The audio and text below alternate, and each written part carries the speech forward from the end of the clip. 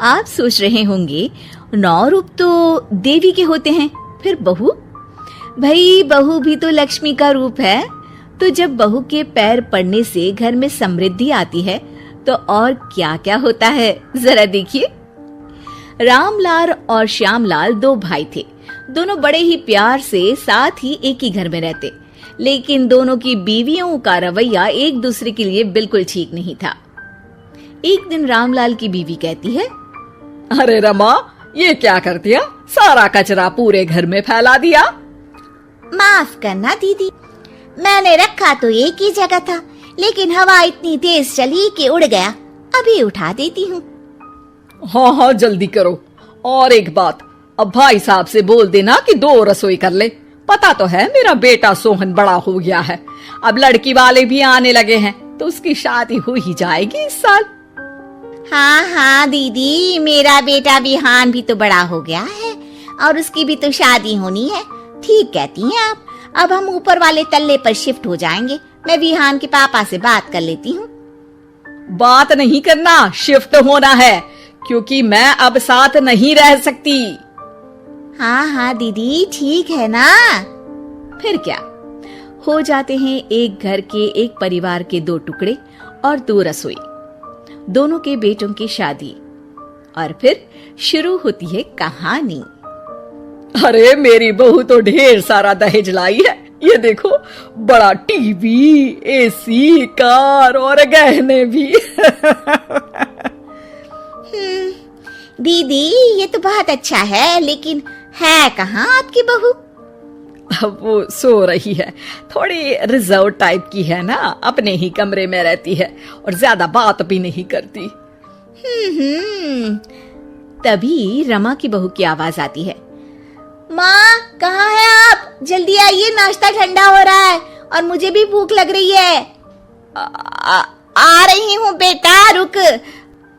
दीदी चलूं क्या? ये लड़की मेरे साथ ही बैठकर खाती है, वैसे भी भूख लगाई है। ये बोलकर वो चली जाती है। तभी श्यामा की बहू बाहर आती है और बाहर की ओर जाने लगती है। अरे बहू, कहीं जा रही हो क्या?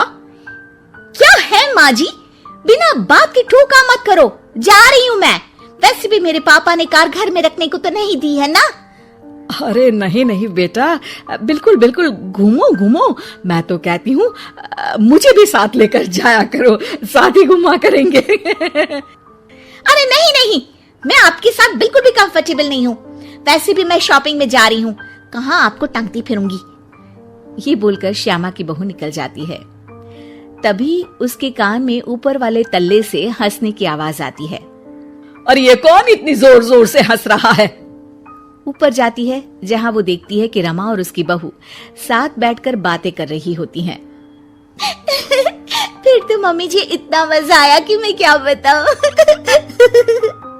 हाँ बहू, सुनने में ही हंसी नहीं रुक रही। तू तो वहां मौजूद थी। तभी दोनों की नजर श्यामा पर पड़ती है। अरे ताई जी आइए ना, आइए।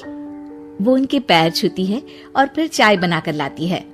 श्यामा अकड़कर कहती है, अरे नहीं, मैं चाय वाय नहीं पीती।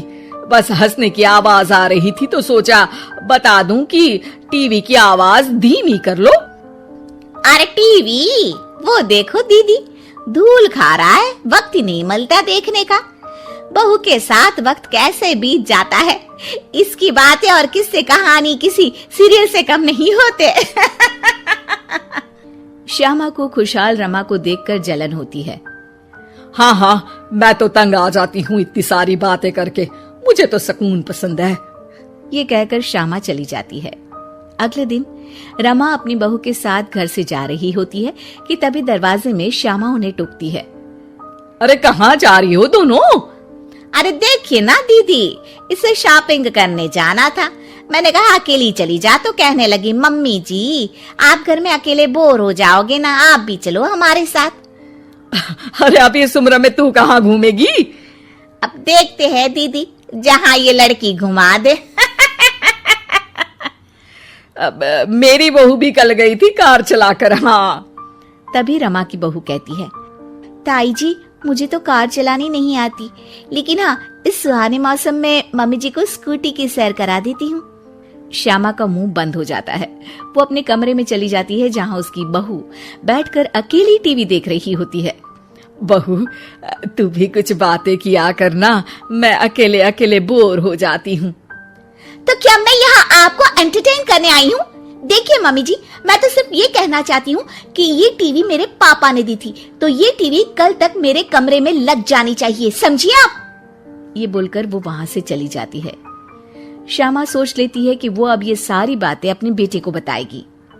शाम को उसका बेटा जब घर आता है, अरे देख बेटा, तेरी बीवी सारा दिन अपने कमरे में रहती है, न बात करती है न चित। मैं बूढ़ी सारा दिन भूत की तरह अकेली घूमती रहती हूँ घर में। अरे माँ, मैं क्या बोलूं? मैंने कई बार उसे बोला कि सबके साथ उठा बैठा करो, हंसा बोला करो और मिलकर रहो, लेकिन वो कहती है कि उसका मन ही नहीं करता। अरे क्यों मन नहीं करता है? ऐसा क्या हो गया? माँ, तुझे याद है उसके पिता ने कार देने से मना कर दिया था। कहा था कि उनके पास पैसे नहीं है, साथ ही तेरे सामने हाथ भी जोड़ा था, लेकिन कैसे तूने उसके पिता के साथ बुरा व्यवहार किया था। उन्हें कहा था कि पैसे नहीं है तो किसी भिखारी से शादी कर दो अपनी बेटी की। हाँ बेटा, तभी तो आज दरवाजे पर इतनी लंबी कार खड़ी है। बस माँ, तो अब तू उस कार से ही बात कर और उससे मन लगा, क्योंकि पिता के आंखों का आंसू आपकी बहू के दिल तक उतर चुका है और आपकी इज्जत उसकी नजर में। अब श्यामा को समझ आता है कि कुछ निर्जीव चीजों से घर भरने से अच्छा है कि सजीव चीजों से जिंदगी भरी जाए।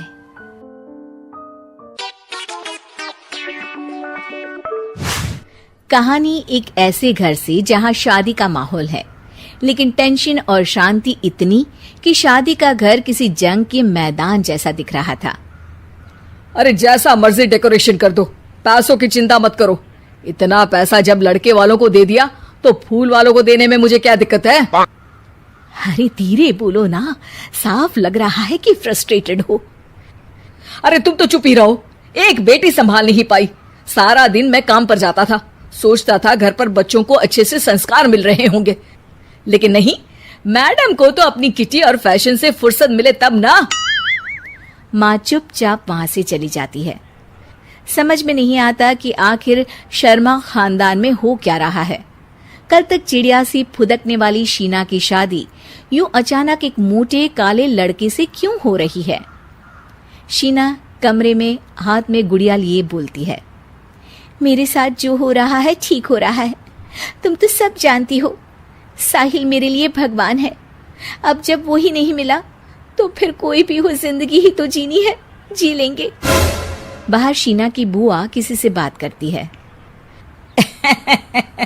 अरे मोटा नहीं, उसे तो खाते पीते घर का कहते हैं। अब ओबेरॉय का नाम भी किसी को बताने वाली बात है। उनका इकलौता लड़का तो करोड़ों की सामी तो है ही। अरे हमारी शीना बिटिया तो रानी बनेगी, रानी। इन सब के बीच कहीं कोने पर शीना हाथ में मेहंदी सजाए बैठी थी और आंखों में आंसू सजाए।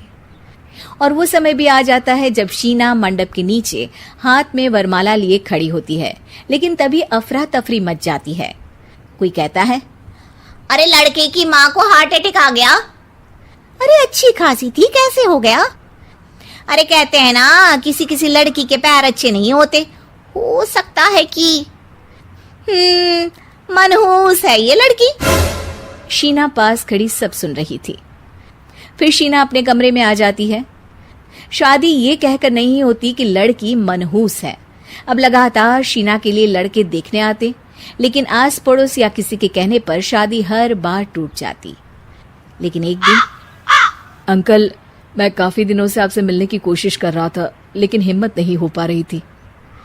अरे बेटा, हिम्मत तो हमारी टूटी पड़ी है। वैसे कौन हो तुम? अब मेरा नाम साहिल है अंकल। मैं शीना से प्यार करता हूँ और उसी से शादी करना चाहता हूँ। अरे अब तो किस जात के हो ये भी मायने नहीं रखता। बेटा, मेरी बेटी मनहूस है, ये सब कहते हैं कि इसीलिए उसकी शादी नहीं हो पा रही। अगर तुम शादी करने को तैयार हो तो ठीक है। शीना की शादी साहिल से हो जाती है। अगले दिन साहिल की माँ का देहांत हो जाता है और एक बार फिर लोग शीना को अपशकुनी कहने लगते हैं। अरे खा गई दीदी को ये। अरे क्या जरूरत थी साहिल किसी मनहूस को घर लाने की। पर बुआ, माँ की तो तबीयत पिछले कई साल से खराब थी। डॉक्टर्स ने जवाब दे दिया था। क्या पता ये भी उनका सौभाग्य हो कि वो बहू का मुंह देख पाई। अरे बहू का मुंह देख पाई या ये कह लो कि बहू का मुंह देखते ही स्वर्ग लोक सिधार गई। खैर हमें क्या, घर तुम्हारा है, हम तो चले।